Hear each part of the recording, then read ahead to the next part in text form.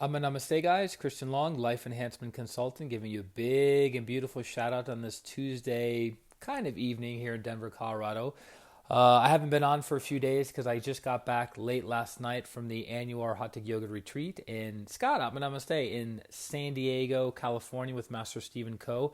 It's one of the highlights of my entire year of being able to come together with other Arhatic Yoga practitioners from around the world to do deep meditations with each other, to have deep healings with one another, and to also have a higher level of understanding of what it is that we're doing on the spiritual path and why we're doing what we're doing. So I want to jump on and share a little bit about my experience as a disciple of this path over the past 16 years and how this particular retreat was.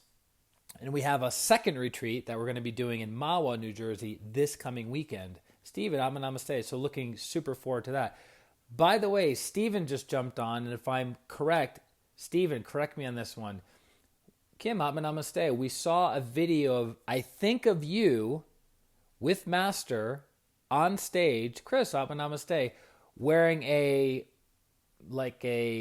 purple fitness jacket from the 90s, and you were talking about watering the plants with your hands.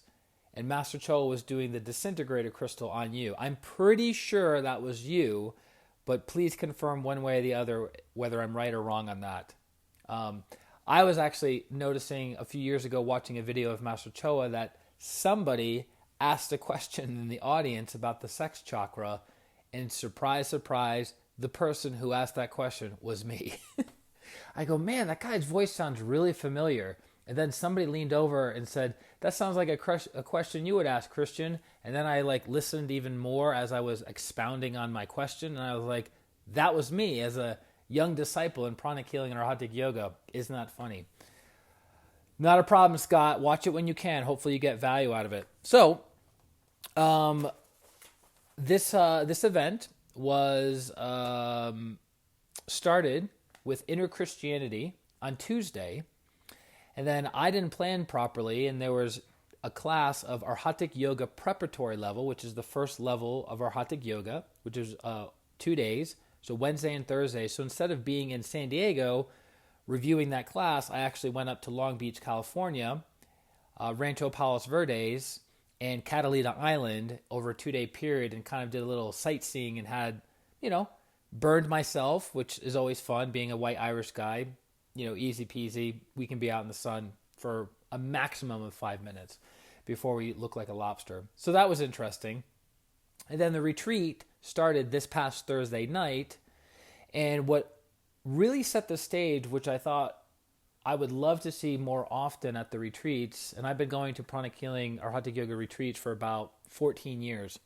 And we did the Atma Namaste practice with 7 people in the room that we were doing the main event in. And there were about 500 people at this Arhatic yoga retreat. It was over 500 people. It was beautiful.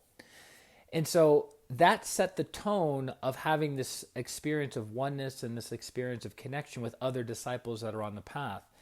And for those of you who know me personally, I'm a pretty outgoing, gregarious, in-your-face kind of guy. This particular retreat, I chose to retreat into myself. So instead of spending a lot of time chit-chatting and networking and interacting with the other disciples, I chose to just sit in my seat, be still, be aware, do the meditations, watch the videos of Master Choa, listen to the lectures of the teachers, Jose, Atma Namaste, and that was basically it. I didn't do much socializing the entire 4 days. So Thursday night, all day Friday, all day Saturday, and all day Sunday. And then Monday was actually Arhatic yoga higher levels for people that were reviewing or taking it for the first time. And I did not review the higher levels. Leanne, Atma Namaste. But I took about 7 pages of notes. I'm not going to go over 7 pages of notes. Number one, I'm not authorized to share publicly the higher teachings of our practices that we do within pranic healing and Arhatic yoga. But I would like to share a nugget that I think would be beneficial for anybody that is in personal development, spiritual development, or looking in to become a better soul, and a better person, whether it's a better husband, better wife, better mother, better father, a better brother, sister, better employee, employer, whatever the case may be. And I got a lot of good nuggets. Like, it was a really, really good retreat, and it was a very different retreat for me because of so much retreating into myself and being still and being aware. And actually, as I was reviewing these notes, I have a project with a friend of mine, and I'm going to and I had to review some other notes from previous retreats that I've gone on, and I was kind of connecting the dots. And in essence, the two things I want to bring up for today's topic was, one, being on the spiritual path means yearning for oneness. Yearning for oneness. That is what the spiritual path is. And you're saying, well, yearning for oneness of what? It's yearning of oneness with the little self, the incarnated soul, which is our mental body, our emotional body, and our physical body. And we yearn to be one with the higher soul, right?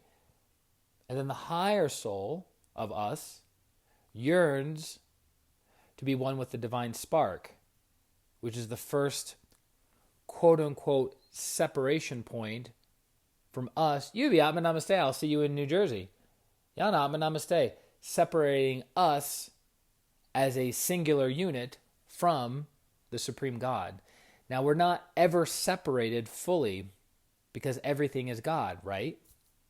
But to make it understandable in human terms, the divine spark, Renata, Atma Namaste. I'll see you also in New Jersey. Thank you for dinner, by the way. So the spiritual path is yearning for oneness. And I thought to myself, I go, well, what about people who are not on the spiritual path? Do they yearn for oneness?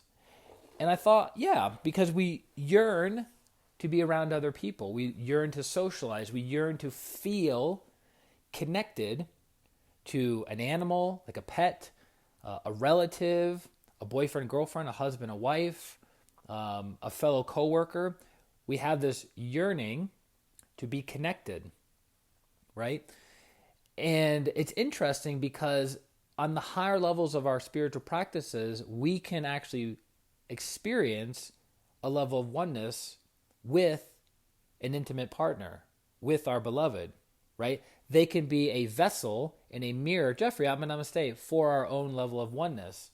But that's what the spiritual path is. It's the never-ending pursuit of merging this self to the higher self and having the realization, and then merging the higher self with the divine spark and having that realization. That's what the spiritual path is. So when we attend these Arhatic Yoga Retreats, pranic healing retreats throughout the year, throughout the decade, throughout our lifetime, Avani Atma Namaste, we're purifying and cleansing and removing any and all blockages, obstacles, and impediments to the realization of who and what we truly are. There's a quote, I'm not going to get it exactly, by Michelangelo when he was producing David. And he says, perfection is not when there's more to add, but when there's nothing else to take away.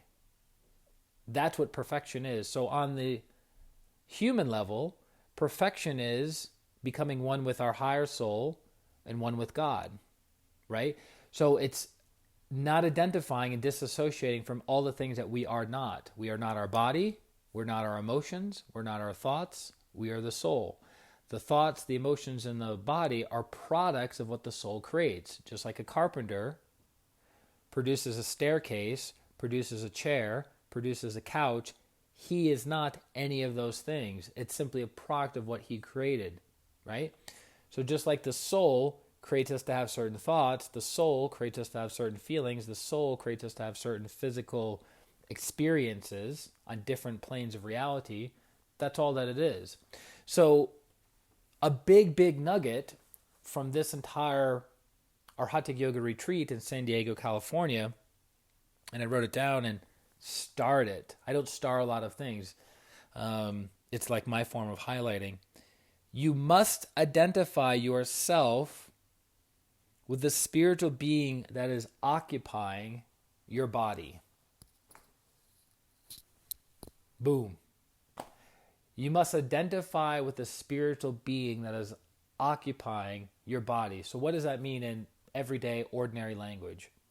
The reason we suffer in life, the reason we suffer because of physical ailments in the body, the reason we suffer from emotional ailments like depression and anxiety and fear and anger, the reason we suffer from negative pride and self-delusion and self-conceitedness and lack of discernment is because we identify with those things versus identifying with the I am, which every great spiritual teacher throughout all time and space, throughout all history, has taught those principles of the I am, the I am, the I am.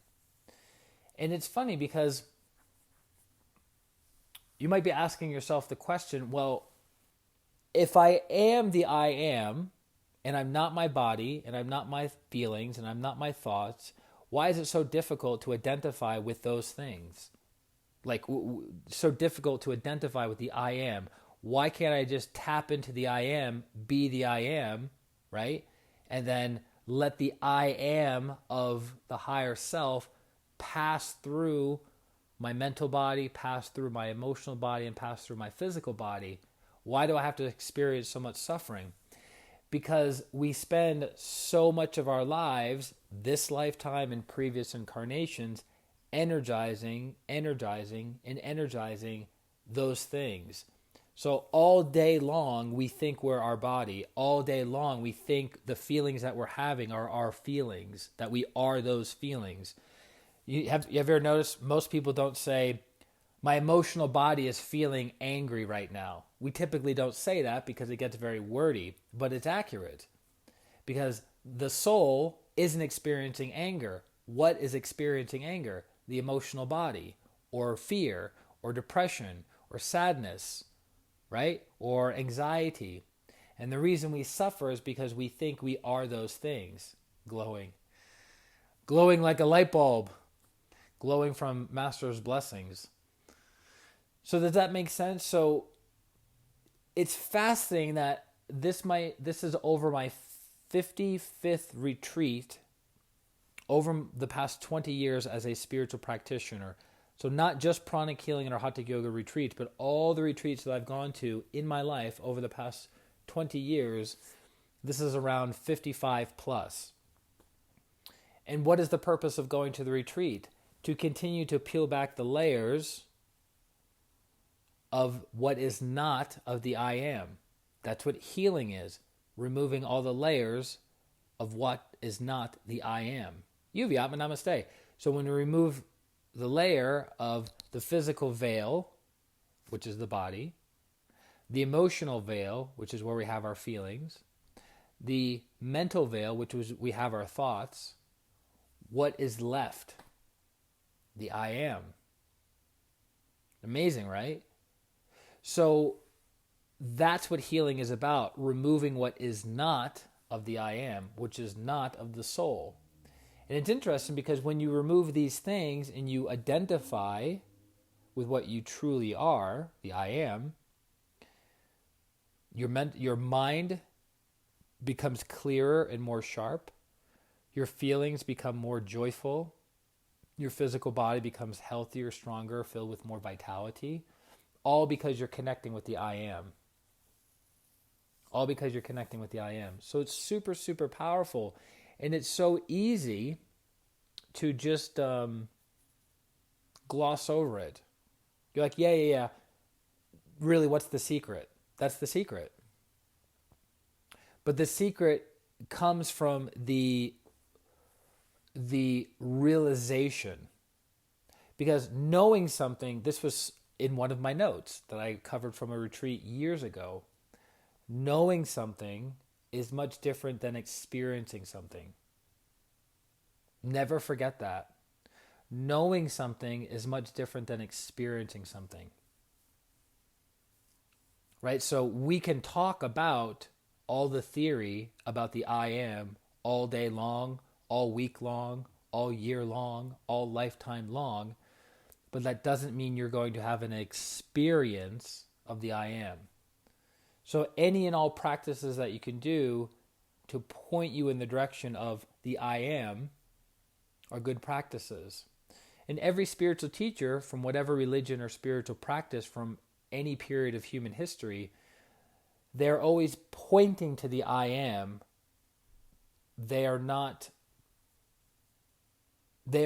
walking you to your own I am.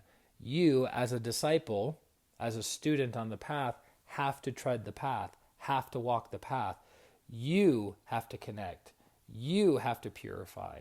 You have to do the inner and outer work to realize who and what you truly are. Nobody can do that for you. Why? Because you have free will. As I understand it, even the great ones, the great teachers, cannot interfere with your free will.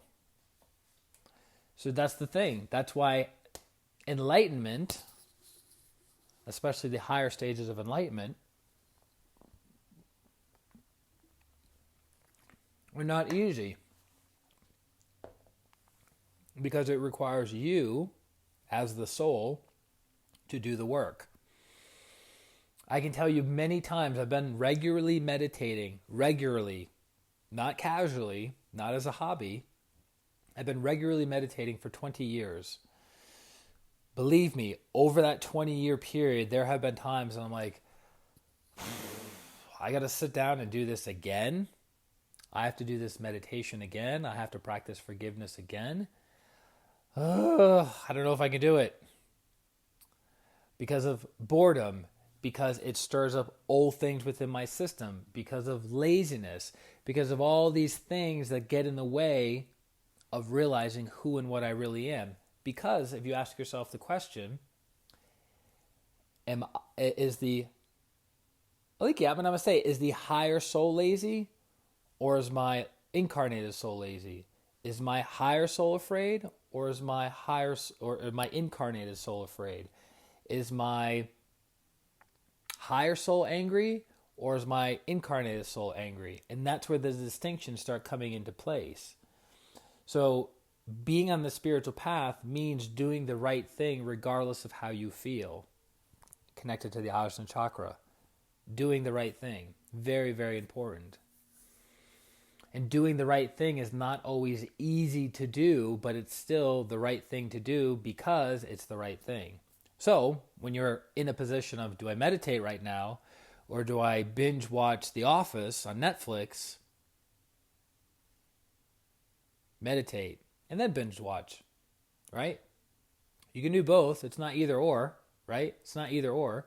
You can do both. But if you go, I'm not going to I'll meditate later. I'll meditate tonight. I'll meditate this weekend. I'll meditate at that retreat I'm going to in 3 months. Right?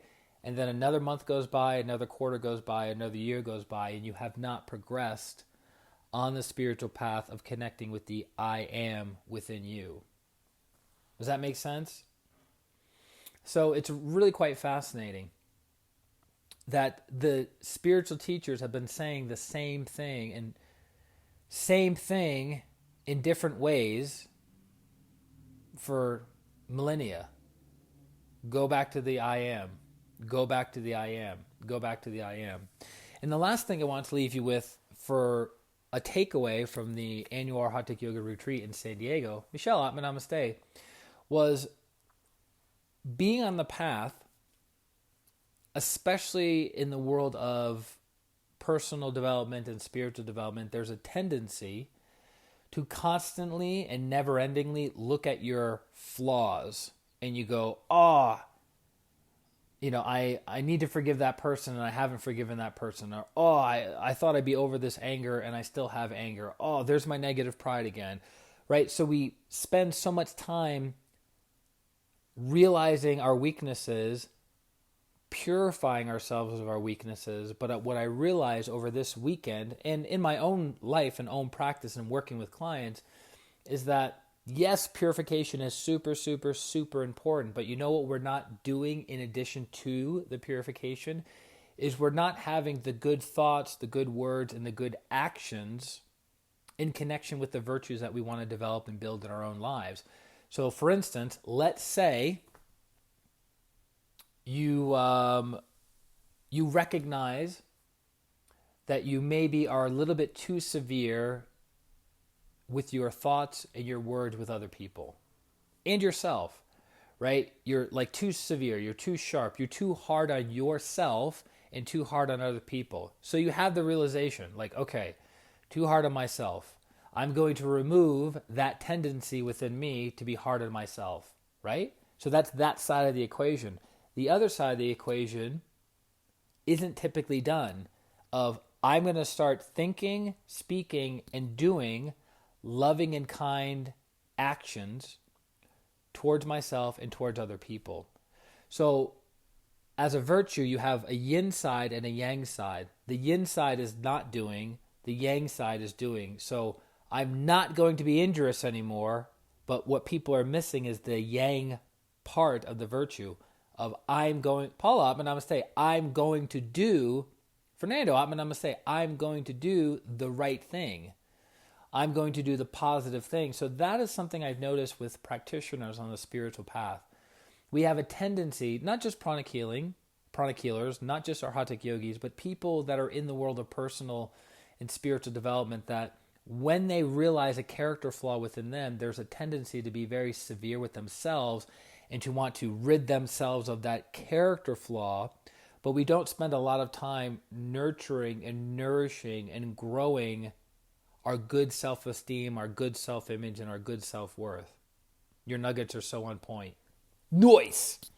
Does that make sense? So yes, we have to purify. Yes, we have to be aware of our weaknesses and our character flaws and our blind spots. Yes, that is definitely important. But after we're done practicing the purification of those things, let's spend a little bit of time patting ourselves on the back and recognizing the good things about ourselves, right? The good things about ourselves. Because as an example of character building, which is what Grandmaster Choa Kok Sui is adamant about, is like you have negative pride and then you have healthy pride. So there's a tendency that somebody does something good, they perform well with a healing, they perform well with an exercise program, they perform well of losing weight, they perform well of making extra money, they perform well in some way, shape, or form. But if they are always meditating on negative pride, they're like, they do not acknowledge the growth that they made, that success. So they're like, oh, no, I don't want to acknowledge that because that's negative pride. I don't want to practice negative pride. That's also a form of negative pride, right? So healthy pride is good. Healthy pride builds good self-esteem and good self-image and good self-worth for the individual, which continues to inspire them on their path to oneness with the I am, right? But if you're constantly looking at your faults, your flaws, your defects, your weaknesses, your negative tendencies, your blind spots, what kind of life are you going to live, right?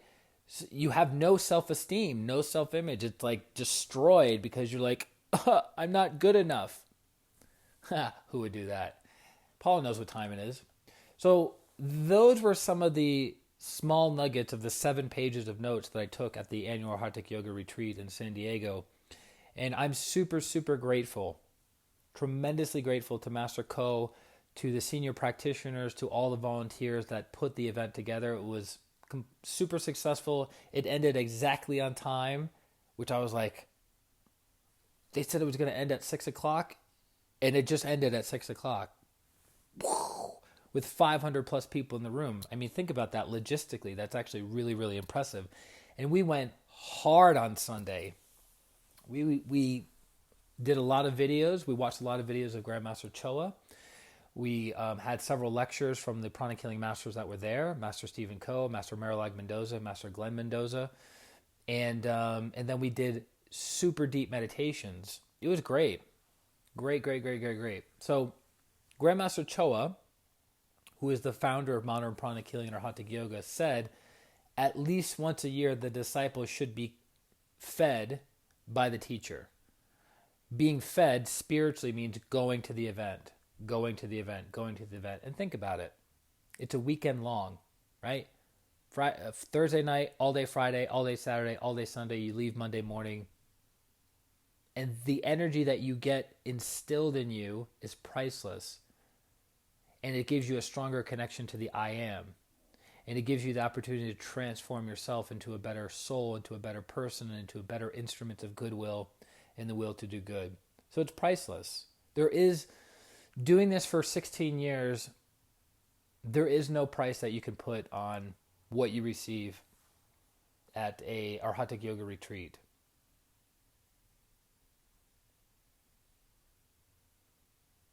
It's transformative.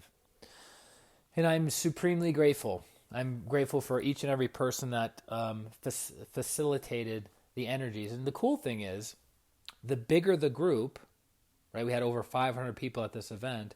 If we had 1,000 people, or 3,000 people, or 10,000 people, the more people you have at the event, the more energy is available for everybody to get faster healing, deeper meditations, greater realizations of who and what they are, right? So that's why every single year, throughout the entire year, the masters and the senior disciples and everyone that's part of pranic healing or Arhatic yoga is excited of saying, hey, are you coming to the next event? Are you coming to the next retreat? Are you coming to the next retreat? And in all my years, I've never met one person. That says, you know what? That annual Arhatic yoga retreat thing that I did wasn't really worth it. Not once. After talking with many, many hundreds of people that took the higher level classes. And many people come back year after year after year after year after year because it feeds them. It fills them up. It cleanses them deeply and then fills them up with lots of divine energy. So, and then I look forward this coming Thursday morning, super early, of course. This coming Thursday morning, I'm leaving on a jet plane. I do know when I'll be back again.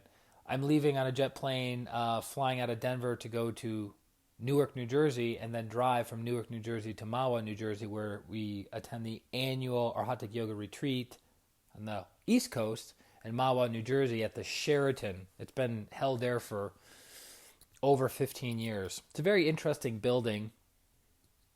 It's very strange. Look it up online. Sheraton Mahwah, Mahwah, Sheraton Mahwah, and just look up the building and look at like the grounds of the building. It's very interesting. Whoever chose to build that hotel out there, and that'll be another all day Friday, all day Saturday, all day Sunday event, and then excuse me, and then on Monday they're teaching a class called Arhatic Sexual Alchemy.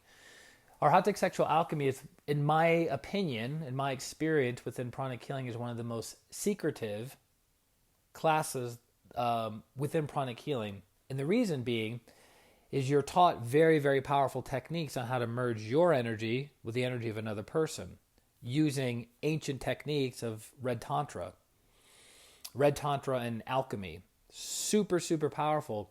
And it was interesting, over the years, the requirements to take that class have gotten more strict because they want to ensure that the people that take it are doing the technique properly, they're doing it with the right partners, and they're not injuring themselves or other people, because these are very, very powerful techniques that, if done properly, you and another person can rapidly help each other evolve and accelerate your spiritual growth and evolution. Very, very powerful. So that's going to be taught on Monday. But that class, in general, takes about 6 years to prepare for. So you and another person, because you have to take it with a partner, you and another person have to spend 6 years of practice in purification and awareness and realizations in order to take that class. No joke. It's a big deal. Super grateful. I think I've taken the class 4 times, and I have plans on reviewing it this coming Monday as well. So that will be good. I've been grandfathered in at this point. But for the new people, you have to have partners of a certain level of training and development within pranic healing and Arhatic yoga.